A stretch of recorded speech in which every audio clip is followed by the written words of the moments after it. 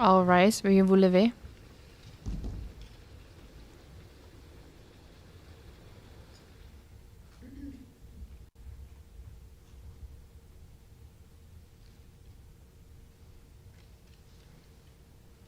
Please be seated. Veuillez vous asseoir.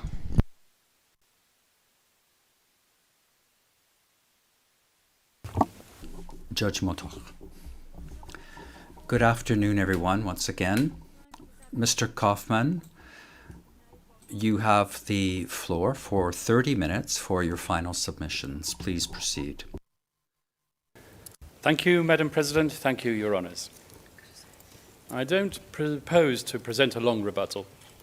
The defence has made its submissions comprehensively, and it stands by everything that it has said and presented. I am, however, forced to respond just to a couple of the most egregious observations made by the learned prosecutor and the learned victim's representative.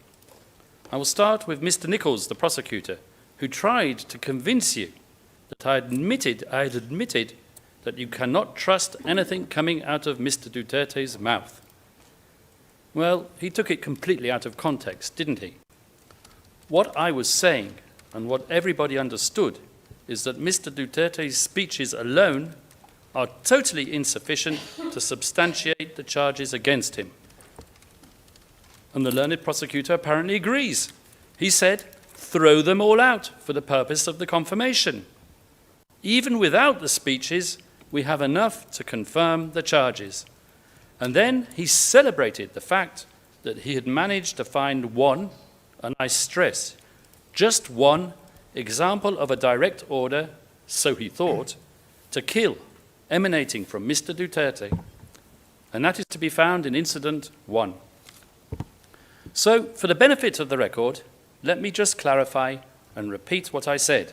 And I refer you to transcript 4, page 65, at line 14 onwards. And I quote, P26, who, redacted, claims that Mr. Duterte telephoned a redacted third party to order the operation and was told it was the mayor on the phone.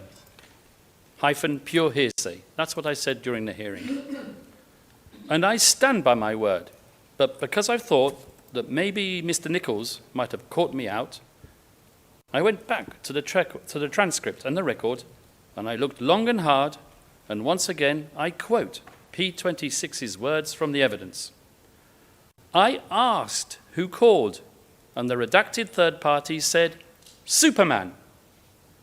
And to make things clear, the prosecutor's investigator then asked P26, was the person who took the call, was the redacted third party?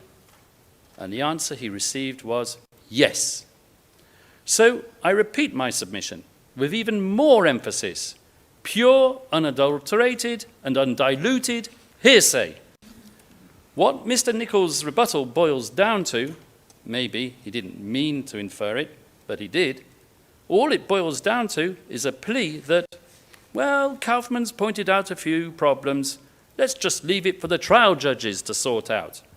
And for that, he's quite happy to let Mr. Duterte fester in detention for years to come. In the United States, they call that kicking the can down the road.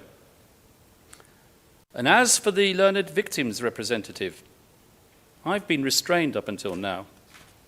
I have paid my respect to the families of those who have lost loved ones, and I repeat that expression of sympathy that I made as my very first statement on behalf of the defense.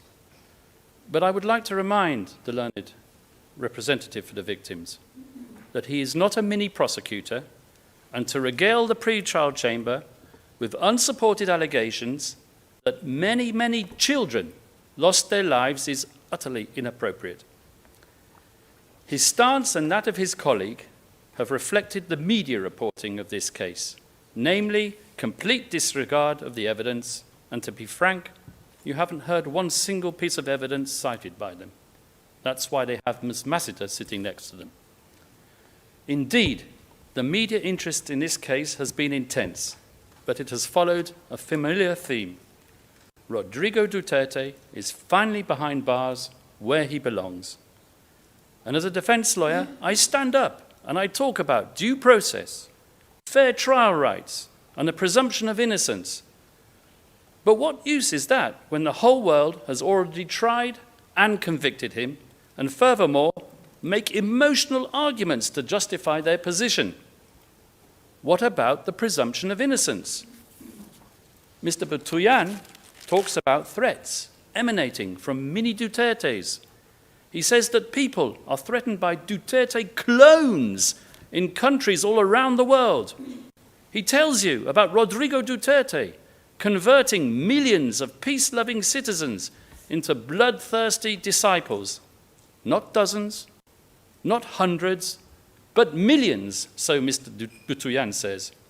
What an insult to the Filipino nation. And Mr. Butuyan concludes by presenting an emotional ultimatum. Confirm or Duterte will be portrayed as the person who vanquished the ICC. Those were his words.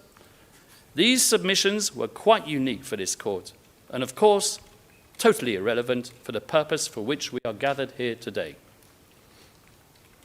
And as for the mainstream media, back in the Philippines, the situation is not much better.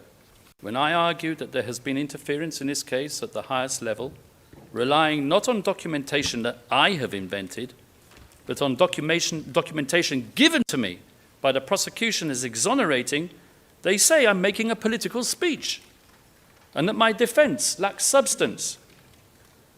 And when I devote more time than the prosecution and the victims together to legal arguments and challenging the evidence, they say I'm nitpicking. Well, fortunately, we have this honourable bench which appreciates the presumption of innocence and the need to examine the evidence thoroughly in order to examine whether the prosecution has proved its case to the required standard. We are fortunate in that we have this honourable bench to review the various arguments dispassionately and professionally. And we know that this honourable bench, despite our struggling with the various redactions that have considerably reduced our ability to make comprehensive submissions in open session, we know that this bench will assess our arguments faithfully. We have provided a comprehensive analysis of both the law and the charged incidents. We have attacked every single count in open session while doing our very best to respect the restrictions imposed upon us and applied by the prosecution to its charging document and pre-confirmation brief. And these redactions have not just been a few here and there, they have been so sweeping that virtually nothing intelligible remains of the 49 incidents that we have been talking about for the public to read and to understand. Let me just screen you an example from the public record, from the public version of the pre-confirmation brief, so that the whole world can appreciate it. And the same goes for the redactions applied to the identities and roles of the various criminal cooperating participants. While I found this unfair and contrary to the spirit of transparency, which is meant to govern the conduct of the proceedings at this institution, I approached my counterpart in the prosecution and complained that the nature of his redactions would mean that most of my meaningful submissions, namely the attack on the evidence substantiating the 78 deaths, would require me to go into closed session. Don't worry, I was told by the learned prosecutor. We're going to release a lesser redacted version of our charging document and confirmation brief. Wonderful, I said to myself. But what in due course did we get?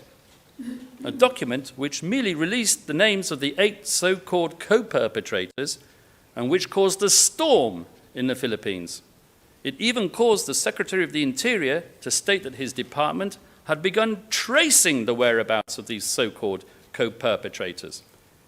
And in its lesser redacted version of the document containing the charges and pre-confirmation brief, the prosecution also released the names of certain high-profile victims which it had selected, thereby enabling it, and it alone, to talk freely in open session about certain incidents that it felt crucial to its case.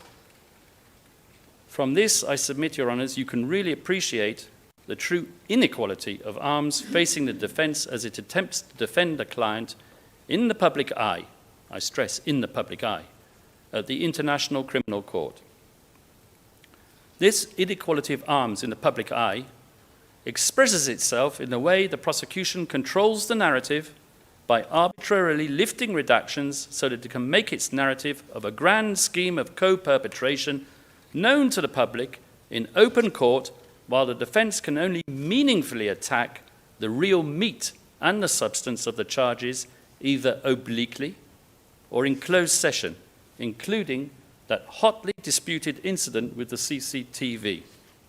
Well, we hope that we have found a way around that by referring Your Honours to the relevant places in the evidence, and we do trust you to pick up on the problems without the benefit of our full explanations in open session, even if the remaining part of our plea was rendered rather dry. But I do assure you, the general weaknesses that we have identified pervade throughout and are so recurring that the total value of the prosecution's evidentiary matrix drops not just below the substantial grounds threshold that the prosecution must meet, but hits the very rock-hard bottom. And I will summarise these weaknesses once more for the record. Layered hearsay, conjecture, over-reliance on accomplice evidence with offers of virtual immunity at the ICC, contradicting statements between participants in a crime, absolute lack of any linkage whatsoever to Mr. Rodrigo Duterte, and the total lack of support for an alleged crime both in the documentary and forensic record. And regarding these documents, it is not enough to argue that the Duterte administration destroyed them. There is absolutely no evidence for that. It is an outrageously unsubstantiated accusation which is not alleged, and where the documentation does exist, the prosecution is quite happy to rely on it. But what is this threshold, this substantial grounds to believe threshold? Well, clearly, it is not beyond a reasonable doubt. That's the standard required for a conviction at trial. But it is considerably more than reasonable grounds to believe, which is the standard applied for the issuance of an arrest warrant. If I may, let us take the analogy introduced by Mr. Butuyan, that boat of his that set sail in order to avoid leaving his victims stranded on an island. Your Honours, this boat is the confirmation process, and its captain is this honourable bench. We are all passengers in this boat. The favourable winds in the sea and in the sails are for the prosecution, the incriminating evidence, and the sharks and the rocks in shallow waters are the exonerating evidence, the hearsay, the contradictions, and the accomplice witnesses. I ask you to consider how many sharks and rocks that we have discovered and pointed out to you through our binoculars. Would you board that boat if you knew that there was substantial grounds to believe that the boat would sink if it encountered one of the aforementioned perils? Let me define a test using more strictly legal language. The evidentiary standard applicable, namely substantial grounds to believe, is met with respect to a discrete incident when, and I quote from paragraph 38 of the Said confirmation decision, there exists concrete and tangible proof demonstrating a clear line of reasoning underpinning the specific allegations. By way of parenthesis, I should state that this quote from the Said confirmation decision recognizes the fact that each pleaded incident in a document containing the charges must be proved to the requisite standard for it to be adduced at trial. And that is what we request the Honourable Pretrial Chamber to consider.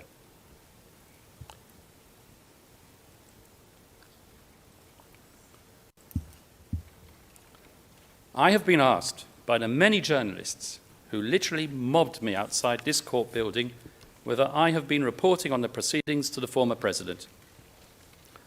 And I tell them, yes, of course, that's my duty as a lawyer. I have to report to my client.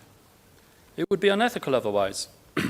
And they ask me, what has he to say about the case? Well, I'm going to enlighten you all a bit. For the best part of a year, we have been litigating the issue of jurisdiction and fitness. Your Honours have delivered your rulings. However, even though you found him capable of standing trial, I permit myself to tell you just a little bit about what really goes on in prison. No more than a kilometre from here. I permit myself first to tell you about his reaction to the demand of the prosecution and the victims that he appear. I won't hide the fact that I thought it best for him to appear, not out of a need to satisfy the desire of the prosecutor and the victims who desperately want him to face his accusers so that they can wave their collected finger at him despite the presumption of innocence. I did not want to disappoint his many supporters. That was my reasoning. Those mini Duterte clones, as Mr. Butuyan derisively calls them, who have been deprived of seeing their former and beloved president for more than a year. I told him that Your Honours could have rejected his request to waive the right of attendance. We even had a barong specially fitted for him so that he would not have to suffer the humiliation of being put into an out-of-size blue suit which would now dwarf his meagre physical body. The same blue suit in that dreadful photograph which still remains on the ICC website and that I would ask to be removed. But he took his decision, and as his counsel, I was obliged to respect it. And the day before yesterday, when Your Honours gave us a break, I went to that prison, and I sat with him for an hour. I tried to engage him concerning the evidence, and he lost the desire to follow me within less than a minute. I offered to show him excerpts of the confirmation proceedings, a few minutes of the deputy prosecutor, a few moments of Ms. Massiter, and hoping that it might excite him a bit more, some of my own opening statement. He shook his head firmly. I implored him. I said, "Sir, look at what we are doing for you. We're doing our utmost to get you out of here." But once again, he politely declined. And I asked him why. I said to him, "Sir, don't you understand? They accuse you of murder. They say that you murdered thousands when you were the mayor and when you were ruling your country." And then he repeated the question that he has always asked me for a year or more. "How does the prosecution say that I did this?" "Well," I replied, "I thought until Monday that it was because of those speeches of yours. But then your prosecutor told the honourable judges the other day, throw them all out. They're not necessary for the confirmation. He claims that he still has enough evidence to convict you without all the bluster." And the former president repeated the question, "But how? I've never murdered anyone, and they talk about thousands." And then I tried to explain to him arcane concepts such as indirect co-perpetration, and then his eyes simply glazed over. And who can blame him? As I mentioned, it is the only highly technical means whereby the prosecution can artificially connect him to criminal activity not of his own doing. I then tell him that the people who are incriminating him are self-confessed murderers cooperating with the prosecution, whose names we can't mention in public. I tell him that in return for their dubious services and their expressions of so-called remorse, as the prosecutor puts it, they will not face trial at the ICC, probably nowhere in the world, and will be rehoused with new identities. Mr. Duterte, the ex-prosecutor, like me, can't understand the fairness of that, relying on not one, but a number of vicious criminals to convict him, when he remembers that he is supposed to be presumed innocent. I tell him the names of those criminal cooperating witnesses, because apart from us, he is the only person who is entitled to know. He tells me that he has not heard of any of them, apart from two, who he vaguely recalls from his days as mayor. Concerning one, his comment is liar, and concerning the other, scallywag. And then exactly in the spirit of the waiver filed with this court, he looked at me solemnly and said, "Mr. Kaufman, Nick, I have done my duty and I have left my legacy.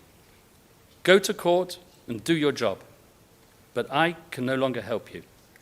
I no longer remember much at all, and I can't comment on people who I do not know and on statistics that mean nothing to me."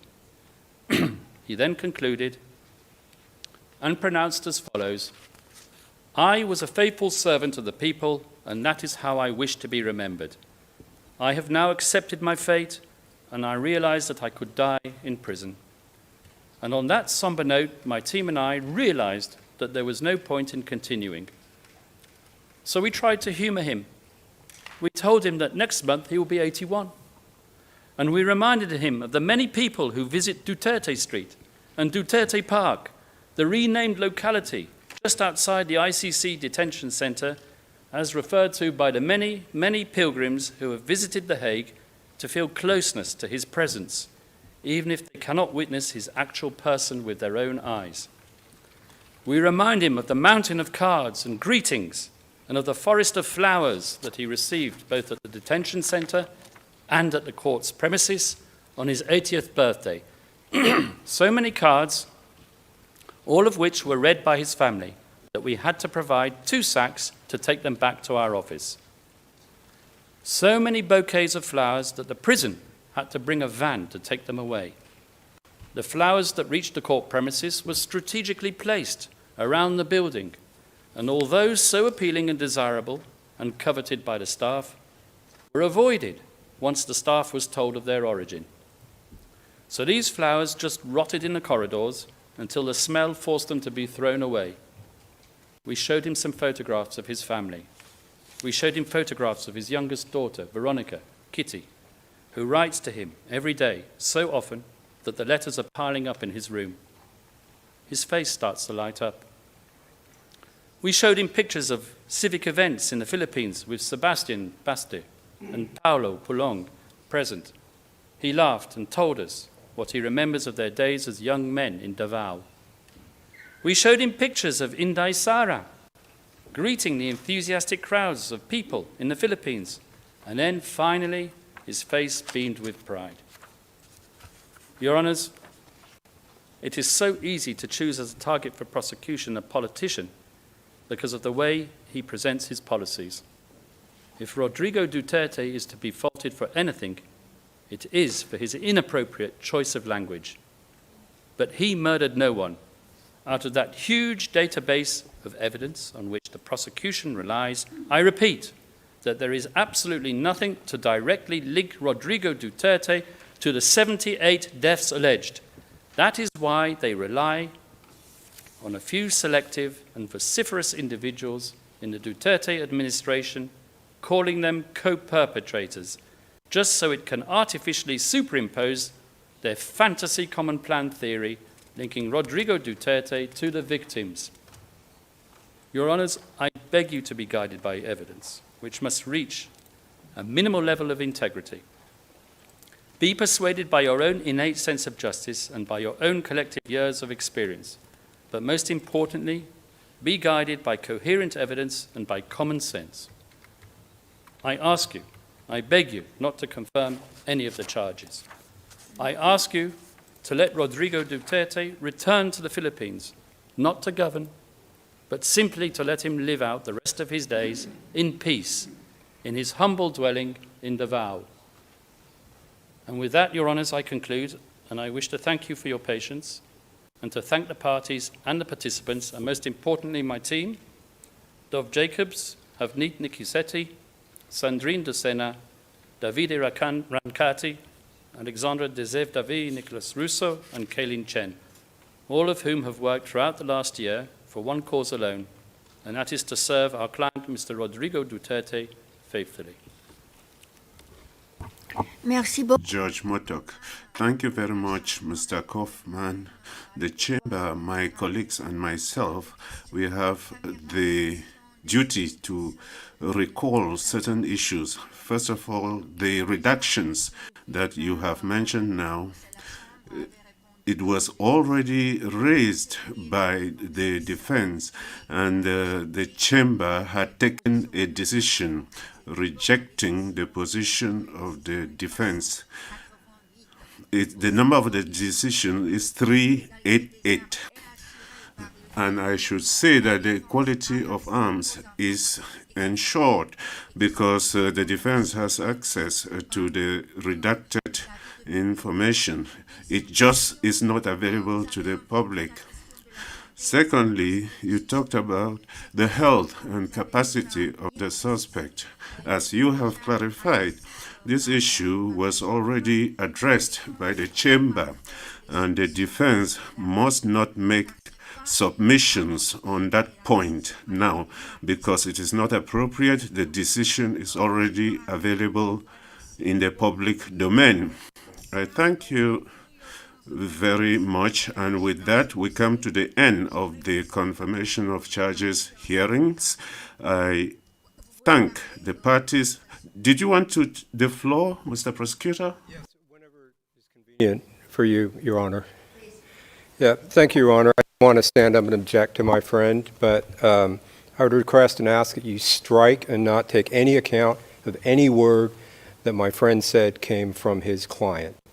None of that was responsive to arguments, which is what these last 30 minutes were about.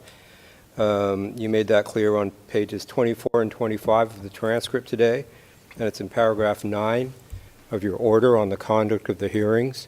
Second of all, my friend can't testify for his client or make a speech for his client.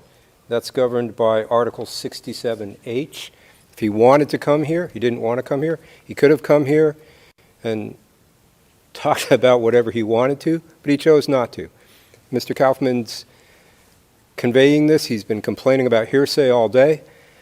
It's not reliable, but beyond that, if Mr. Duterte wants to speak to the court and speak to the gallery, he should come here, request to make an unsworn statement. He shouldn't do that through his counsel. So I ask that all of that be given zero weight whatsoever in your determinations. Thank you.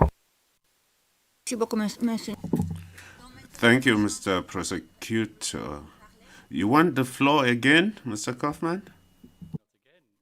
Madam President, but I do believe that the defense has the right to respond. Wait. Yes, says Judge Moto. And I say to Mr. Nichols that this was not testimony. It was purely an explanation for him not coming to the hearing. He has the maximum respect, obviously, for your honours, but he has his arguments, which we shan't repeat here once again. They were all set out in a waiver. That was not testimony, I assure you, Mr. Nichols. Merci. Judge Moto, thank you very much.